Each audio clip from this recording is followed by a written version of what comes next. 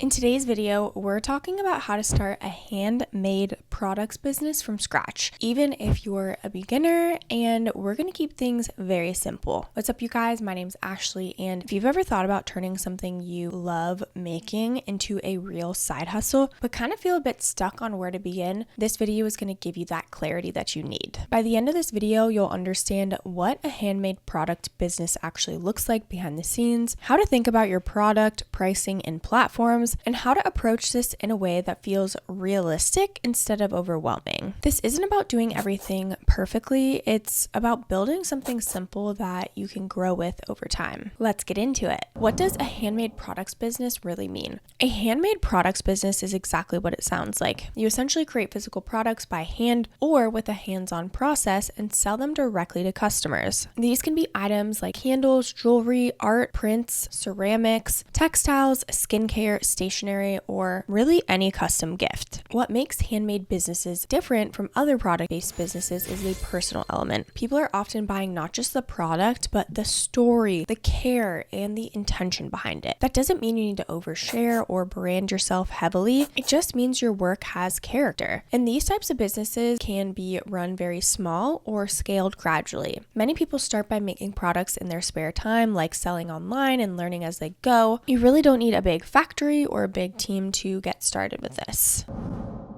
Handmade businesses work really well as a side hustle because you can control the pace. You decide how much you make, how often you sell, and how quickly you grow. This makes it easier to fit around a job or maybe school or even other responsibilities. Another reason this model works is that handmade products often sell at higher margins than mass-produced items. People expect to pay more for something handmade, especially if it's well presented and solves a specific need or desire. There's also a strong emotional connection in handmade sales. Customers often buy because they feel connected to the product, maybe the aesthetic or even the purpose behind it. That connection builds loyalty over time. Choosing what to make without overthinking it. Now, one of the biggest hurdles for beginners is choosing what to sell. Many people get stuck trying to find the perfect product instead of just starting with something manageable. A good place to start is with what you already enjoy making or have done before. This lowers the learning curve and makes the process so much more enjoyable. You can refine and evolve your products later on. It's also helpful to think about who the product is for. Is it a gift, a daily use item, a decorative piece? Products that fit clearly into someone's life tend to be easier to sell. You don't need a huge product line. Really, just starting with 1 or 2 solid products is often better than launching with 10 unfinished ideas. Understanding the cost of handmade products. Before you sell anything, it's very important to understand your costs. Handmade products often involve more than just materials. It's your time, packaging, tools, and overhead that all matter. Knowing your true cost helps you price confidently instead of guessing. It's also going to prevent burnout because you're not undercharging for your effort. Pricing handmade products can feel uncomfortable at first, especially if you're used to hobby pricing. But if you want this to be a business, your pricing really needs to support that. A really great way to track costs is using Notion. So Notion helps you stay organized and make really calm decisions instead of emotional ones. With Notion, you can customize any type of dashboard if you want to track expenses, income, even products that you're currently making. If it's something in progress versus on the way, you can organize every single thing in Notion. It's so powerful. If you want to check out Notion, we do have a link down below. Next, we're going to decide how to sell your handmade products. Where you sell your handmade products has a massive impact on your experience and growth. So platforms like Etsy are very popular for handmade businesses because they already have buyers searching for unique products. This makes it easier to get your first sale without building traffic from scratch. Or you can use something like Shopify where you have your very own website. This is going to give you so much more control over branding and customer relationships. This works really well once you have a clearer audience and product. Some sellers like to use both. They'll start on Etsy to validate their products and then later add a standalone store. There's no rule that says you have to choose just one path or the other. It's really about what works for you. If you want to check out Etsy or Shopify, we do have have links down below. Another thing I wanted to mention about Shopify is they have a really cool tool where you can go ahead and create something from AI with just a few clicks. You also can track inventory on Shopify as well, so it's really, really powerful. Create listings that actually convert. So your product listing does a lot of work for you. It needs to explain what the product is, who it's for, and why it's worth the price. Clear photos are very important. Good lighting and simple backgrounds really do go a long way. Customers want to see what they're buying, not to be confused by clutter. Your description should also answer common questions like size, materials, care instructions, and use cases to help customers feel confident. Another really powerful tool that I highly recommend is Canva. So Canva can help you create simple branding elements, listing graphics, or even instruction cards without needing design experience. Managing production without burning out. And because handmade products take time to make, production planning really matters. You want to avoid selling more than you can reasonably fulfill. One way to manage this is limiting quantities or setting longer processing times. This is going to protect your energy and prevent stress. And as you grow, you might batch production. Making several items at once can save so much time and just help you stay consistent. Some handmade sellers also combine handmade elements with services like Printify for things like art prints or merch, which just allows them to expand product lines without adding all production work themselves. Shipping and packaging considerations. Shipping is a part of the customer experience. Secure packaging protects your product and reflects your brand. You don't need expensive packaging to start. Clean, simple, and protective is definitely enough. Just be clear about shipping times and costs up front. Customers really appreciate transparency. It's just going to reduce support questions later on. As you get more orders, shipping will become so much more routine. Early on, it might feel a little bit awkward, but it's going to get easier very quickly.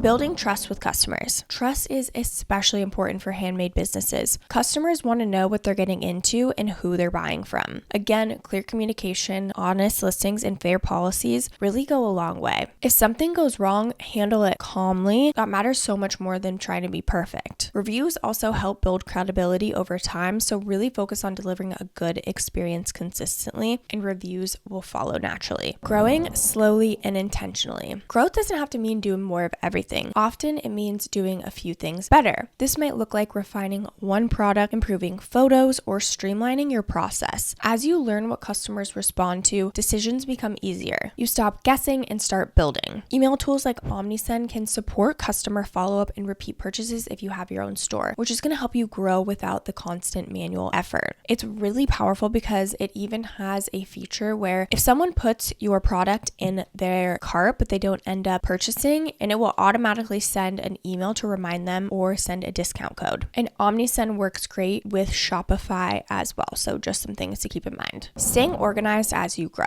So organization keeps handmade businesses sustainable. Tracking orders, materials, and timelines help prevent overwhelm. Even a simple planning system makes a massive difference, and knowing what needs to be made and when keeps you out of reactive mode. This is another area where a tool like Notion can act as a central hub for your business planning. I wanted to touch on a few beginner challenges and how to handle them. First off, it's normal to feel slow at first. Handmade businesses do take time to gain momentum, and early sales might be inconsistent, but that doesn't mean you're failing. It's also normal to adjust products or prices as you learn. Very few people get everything right on the first try. Comparing yourself to established handmade sellers can be discouraging. Most of them spent years refining their process. Focus on your own instead. Just a few bonus tips for long-term success. One helpful tip is to treat your first phase as a learning stage instead of a performance stage. In the beginning, you're not trying to prove anything or hit perfect numbers. You're just gathering information. Every order teaches you something about process, pricing, or timing, or even your customers. And those lessons are far more valuable than rushing to scale before you understand what's actually working. Another important tip is to protect your energy. Handmade businesses can quietly lead to burnout if you overpromise turnaround times or say yes to every request. Just because you can make something quickly doesn't mean you should commit to that pace long term. Sustainable timelines lead to better quality work and fewer mistakes. And finally, remember that consistency matters far more than bursts of effort. You don't need to work nonstop or constantly launch new products. Small, regular improvements in your process, listings, and communication really do compound over time. That steady approach is what builds a business that lasts. Now, is this type of business for you? A handmade products business is a great fit if you enjoy creating, want flexibility, and love the idea of building something tangible with your own hands. It works really well for people who value creativity but also appreciate structure and routine. This type of business suits those who are comfortable learning as they go and refining their approach over time. You don't have to have everything figured out before you begin. You just need the willingness to test, observe, and adjust. If you're someone who prefers fully automated systems or don't want to manage inventory or production, other business models might fit you better. But if you really enjoy the balance of creativity and practical execution, a handmade products business can become a meaningful and rewarding income stream. The most important thing is starting simple and staying grounded. You don't need to do everything at once. You just need to take the first step and allow the business to grow with you.